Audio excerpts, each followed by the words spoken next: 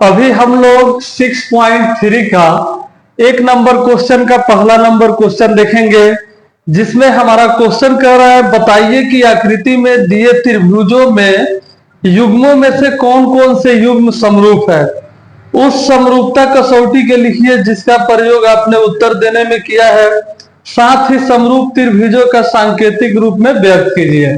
यानी कि हम लोगों को जांच करना है। यहाँ पे पहला नंबर क्वेश्चन है, इसमें 6 गो क्वेश्चन दिया है जिसको हम लोग बारी बारी से बनाएंगे। अभी पहला क्वेश्चन को हम लोग को देखना है कि ये समरूप है या नहीं है। तो समरूप की जो कसौटी है, हम लोग 3 गो कसौटी पढ़े थे। एक पढ़े थे एंगल एंगल एंगल, एक पढ़े थे साइड साइड साइड, और एक पढ़े थे साइड एंगल साइड, यानी कि 2 गो साइड के बीच में एगो एंगल, और एक पढ़े थे RHS। तो ये तीनों जो लोग नहीं पढ़े हैं वो लोग वीडियो जाकर देख सकते हैं, समरूपता और सर्वांग समता की कसौटी वाला, तो समझ में आ जाएगा। अब यहाँ पे पहला क्वेश्चन है, यानी कि एंगल एंगल में किसी भी दो त्रिभुज में अगर 2 गो एंगल बराबर मिल जाए तो तीसरा तो अपने आप बराबर होगा। तो 2 ही एंगल अगर हम लोग खोज लेंगे तो उसे एंगल एंगल समरूपता कसौटी से कहेंगे कि समरूप है। और जिसमें तीनों साइड मिल जाए तो वो भी समरूप है, या साइड का जो अनुपात होता है, अनुपात यानी कि बराबर होना चाहिए। तो इस दोनों फिगर को अगर हम लोग देखेंगे तो यहाँ पे एंगल ए 60 डिग्री और यहाँ पे ये 60, ये 80 और यहाँ पे क्यू 80, यहाँ पे C 40 और यहाँ पे R 40। तो समरूपता का मतलब ये होता है कि बिल्कुल जो दिखने में एक जैसा हो, छोटा बड़ा हो सकता है। यानी कि एंगल का मान क्या है कि वो कभी नहीं बदलेगा, चाहे हम लोग रेखा को कितना हो बढ़ा दें। जैसे यहाँ पे ऐसे एक रेखा बना दिए, ये 60 डिग्री का एंगल है, इधर कितना हो हम लोग बढ़ाते जाएंगे, इसका जो मान है इतना ही रहेगा, क्योंकि इसमें अगर हम लोग ऐसे चेंजिंग करेंगे तब ना ये मान बढ़ेगा। तो उसी तरह हम लोग, यानी कि समरूप का मतलब अगर इस आकृति को उठा के इसमें रखे और जूम करेंगे तो ये पूरा का पूरा ढक लेगा इसको। तो जब हम लोग इसको बनाएंगे तो सबसे पहले हम लोग लिखेंगे त्रिभुज ABC तथा त्रिभुज PQR में। यहाँ पे हल लिख सकते हैं या हम लोग जांच भी लिख के बना सकते हैं। तो इसमें क्या है, एंगल A जो है बराबर है एंगल P के, यानी कि ये दोनों जो है 60 डिग्री है। इसका एंगल B जो है इसमें का एंगल Q के बराबर है, यानी कि ये 80 डिग्री है। उसी प्रकार से इसका एंगल C इसके एंगल R के बराबर है, C और R जो है 40 डिग्री। तो यानी कि तीनों जो एंगल है एक दूसरे के बराबर है। तो इसमें हम लोग कहेंगे कि ये जो है एंगल एंगल समरूपता, यहाँ पे 2 ही एंगल हम लोग लिख देंगे, कोई दिक्कत नहीं है। समरूपता की कसौटी से त्रिभुज ABC समरूप है त्रिभुज PQR, हो गया, बन गया। इसी प्रकार से हम लोग दूसरा नंबर क्वेश्चन को देखते हैं। दूसरा नंबर के पहले फिगर बना लेते हैं। ये है ऐसे,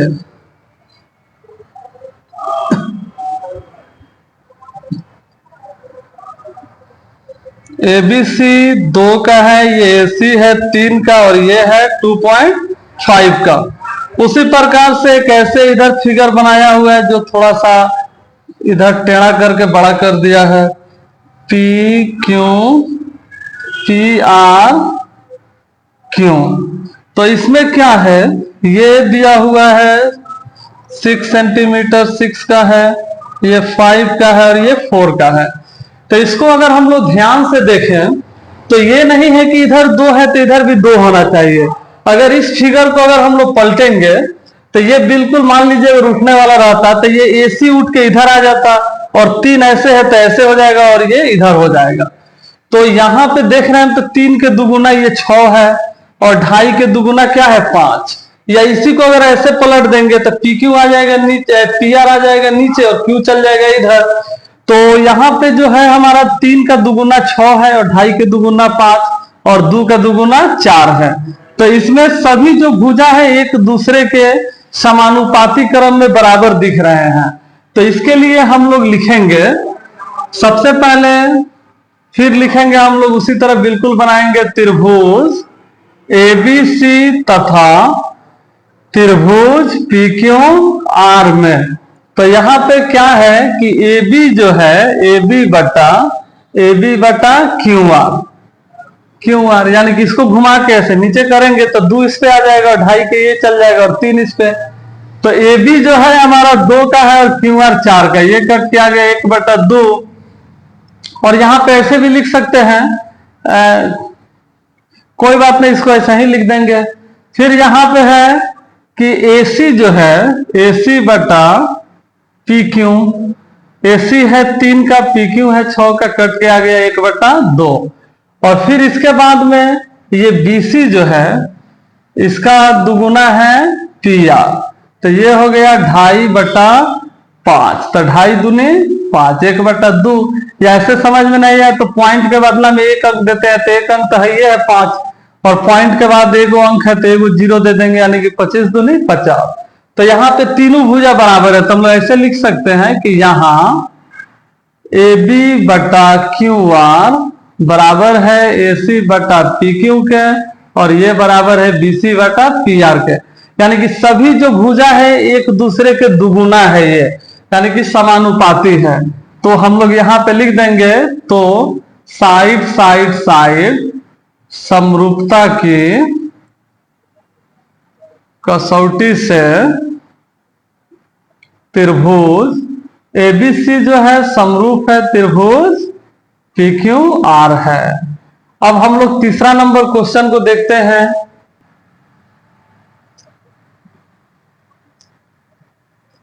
तीसरा क्वेश्चन है, ऐसे फोटो बनाया हुआ है LMP, जिसमें LM दिया हुआ है 2.7 का, MP दिया हुआ है 2 का, और LP दिया हुआ है 3 का। फिर एक और यहाँ पे फिगर बनाया हुआ है थोड़ा सा बड़ा करके, और इसमें दिया हुआ है DEF, जिसमें D है 4 का, EF है 5 का, और DF है 6 का।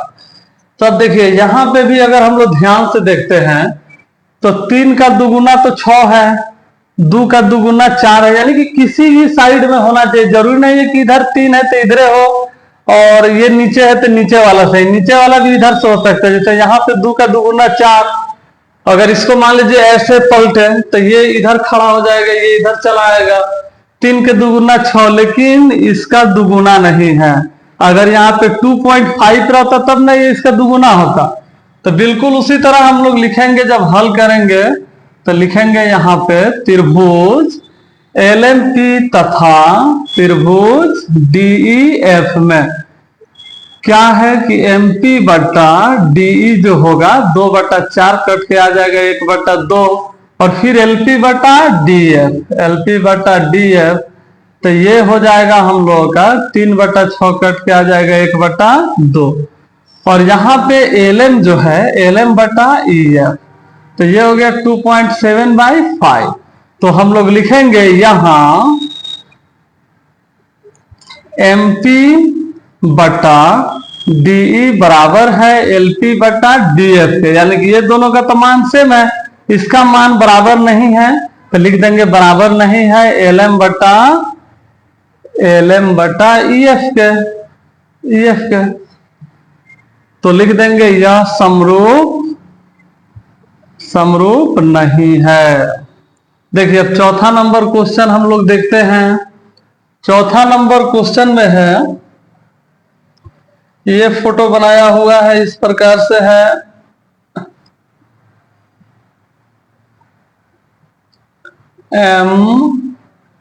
MNL, यह है 70 डिग्री, यह है 2.5, यह है 5। फिर यहां पे है ऐसे PQR, PQ है 6 का, QR है 10 का, और यह दिया हुआ है 70 का। अब अगर हम लोग ध्यान से देखते हैं तो क्या बताए थे, साइड एंगल साइड, यानी कि 2 गो भुजा के बीच में 1 गो एंगल आना चाहिए। अगर इसको ऐसे पलट दें या इसको ऐसे कर दें, या मान लीजिए इसी को ऐसे पलट दें, तो क्यू चल जाएगा ऊपर, पी आ जाएगा यहाँ और आर आ जाएगा इधर। यानी कि 5 के दुगुना 10 है और 2.5 के दुगुना 6 तो नहीं है यहाँ पे। तो 1 मिनट मिला लेते हैं इसको एक बार। 6 ही दिया हुआ है, कोई किसी बुक में 6 है और पुराने बुक में यहाँ पे 5 है। इसको 5 ही कर देते हैं ताकि आप लोगों को समझ में आ जाए। इसको 6 पे भी हम बता देते हैं। तो यहाँ पे हम लोग क्या करेंगे, जब इसको बनाएंगे तो लिखेंगे MNL तथा त्रिभुज PQ R में। यहाँ पे ML का जो है दुगुना दिख रहा है QR ना, तो ये हो जाएगा 5/10, कट के आ गया 1/2। फिर MN का दुगुना देख रहा है PQ, अभी 6 पे भी बताएंगे इसको। MN का दुगुना है PQ, तो MN/PQ 2.5/5 कट के आ जाएगा 1/2। और देखिए ये दोनों भुजा के, इस भुजा और इस भुजा के बीच में कौन है, जो दोनों अनुपात में इधर आ रहा है, और यहाँ पे भी ये दोनों भुजा के बीच में कौन है। तो हम लोग लिख देंगे एंगल M जो है बराबर है एंगल Q के 70 डिग्री। तो यही हम लोगों का दो भुजा के बीच में कौन, यहाँ पे भी दोनों भुजा के बीच में कौन, तो लिखेंगे साइड एंगल साइड समरूपता की कसौटी से त्रिभुज MNL समरूप है त्रिभुज PQR। अब देखिए यही अगर हम लोग 6 लिख के बनाते हैं, यहाँ पे अगर 6 रहता तो ये हम लोग इतना लिखते हैं और फिर इसको लिख देते यह समरूप नहीं है। तो 5 से हम लोग बनाए हैं तो ये समरूप आ गया। अगर ये 70 डिग्री यहाँ पे नहीं रह के चाहे यहाँ रहता या यहाँ रहता तो भी ये समरूप नहीं होता, क्योंकि दोनों भुजा के तो बीच में नहीं ना होगा, दोनों भुजा के बीच में होना चाहिए। चलिए अब हम लोग एक और 5वां नंबर को देखते हैं।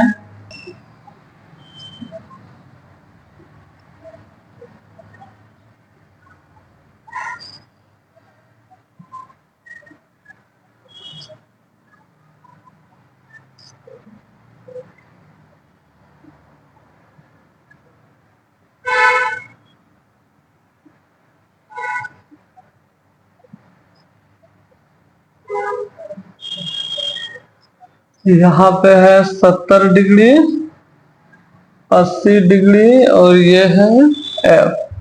देखिए यहाँ पे एक 80 है, एक 80 है, यहाँ पे 70 है और यहाँ पे 30 दिया है।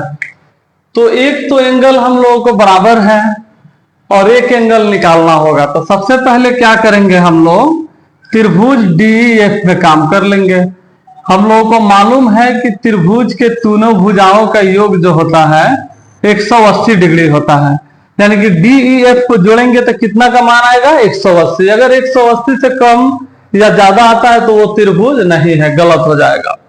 और यहाँ पे रीजन हम लोग लिख देंगे कि त्रिभुज के तीनों कोणों का योग। अब देखिए यहाँ पे D का मान है 70, E का मान है 80 और F का मान नहीं मालूम है। तो यहाँ पे ये हो जाएगा कितना 150। तो इधर आके क्या हो जाएगा माइनस में, यानी कि 150 ही तो है। प्लस करके एक बार और लिखते फिर एक बार और करते तो ज्यादा जगह लगेगा। तो यहाँ पे माइनस कर देंगे 150 को, तो F कितना हो जाएगा 30 डिग्री। तो F का मान आ गया 30 डिग्री।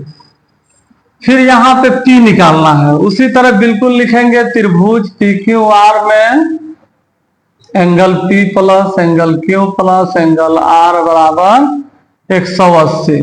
P का मान इसमें नहीं है, Q है 80 और R है 30 बराबर 180। तो P बराबर हो जाएगा 180 माइनस 110। तो P बराबर हो गया 70 डिग्री, ये आ गया 70। तो हम लोगों को अब इस तीनों कोण दोनों त्रिभुज में मिल गया। तो बिल्कुल उसी तरह फिर लिख देंगे त्रिभुज DEF तथा त्रिभुज PQR में ना एंगल D किसके बराबर है 70, एंगल P के बराबर है 70 डिग्री। फिर एंगल E जो है एंगल E बराबर है एंगल Q के 80 डिग्री। और एंगल एफ बराबर है एंगल एफ 70, यहाँ पे 30 डिग्री आया है, सॉरी ये 30 डिग्री होगा। ये तो कितना था एक बार देख लेते हैं, 70 ही था। ये 30 डिग्री आया है, यहाँ पे 30 डिग्री होगा, यहीं पे मिस्टेक हुआ है। 30 डिग्री है, इधर भी 30 डिग्री होगा, यानी कि डी हो गया हम लोगों का P के बराबर, E हो गया Q के बराबर, E हो गया Q के बराबर, और F हो जाएगा R के बराबर। यानी कि ये हो गया angle D angle P, angle E angle Q 80 degree, और एंगल F बराबर हो जाएगा एंगल R के।